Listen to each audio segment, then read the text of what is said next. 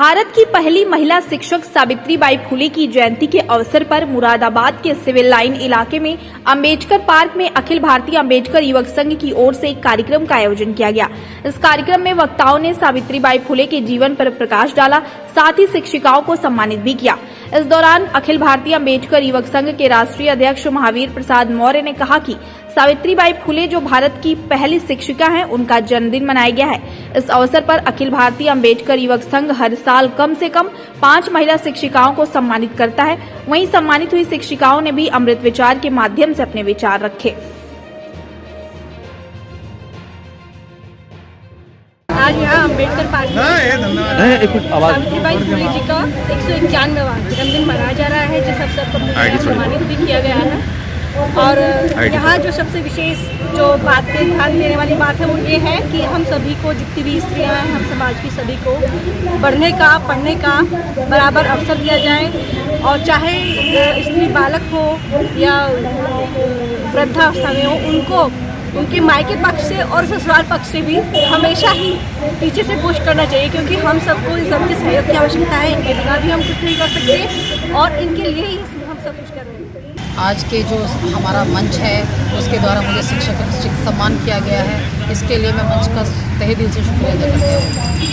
आम माँ ज्योतिबा फुले के जन्म दिवस के अवसर पर इन्होंने जो एक सम्मान समारोह रखा, उसका एक उद्देश्य है। उसका उद्देश्य भी स्त्री शिक्षा को आगे बढ़ाना ही है। स्त्री शिक्षा बहुत आवश्यक है समाज के लिए, क्योंकि इस समाज में स्त्री भी बराबर योगदान रखती है। एक समाज का एक स्तंभ स्त्री है, अगर वो स्तंभ पीछे रह जाएगा तो वो समाज विकसित नहीं हो सकता। इसलिए समाज के विकास के लिए ये आवश्यक है कि हम स्त्रियों को शिक्षित करें।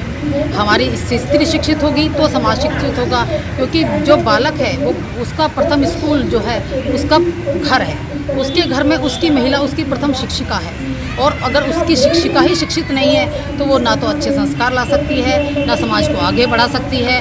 ऐसा देश ना उन्नति कर सकता है। इसलिए देश की उन्नति के लिए हमें माँ ज्योतिबा फुले की, माँ सरस्वतीबाई फुले के कदमों पर आगे बढ़ना है, उनके दिखाए हुए मार्ग पर आगे चलना है और इसी तरह से स्त्री शिक्षा को आगे बढ़ाते हुए समाज को प्रगति की ओर ले जाना है। आज माता सावित्रीबाई फुले जो भारत की प्रथम महिला शिक्षिका हैं, उनका जन्मदिन मनाया जा रहा है। और इस अवसर पर अखिल भारतीय अंबेडकर संघ प्रति वर्ष कम से कम 5 शिक्षक महिलाओं को सम्मानित करता है। तो आज के कार्यक्रम में वक्ताओं के द्वारा अपने विचार व्यक्त करते हुए ये अवगत कराया जा रहा है कि माता सावित्रीबाई फुले ने किन परिस्थितियों में शिक्षा ग्रहण की, उस समय के हालात क्या थे, और लोग जो है नारी को शिक्षा देने के मतलब उस समर्थन में नहीं थे और उनको अपमान झेलना पड़ता था।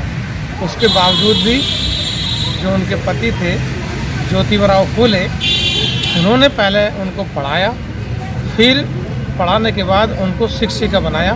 तो ये हमारे लिए गर्व की बात है कि माता सावित्रीबाई फुले भारत की पहली शिक्षिका हैं। लेकिन इस देश का ये दुर्भाग्य है कि जिन लोगों ने अच्छे काम किए हैं उनको नज़रअंदाज किया जाता है। तो ये देश की आवाम ना भूले कि माता सावित्रीबाई कौन थी।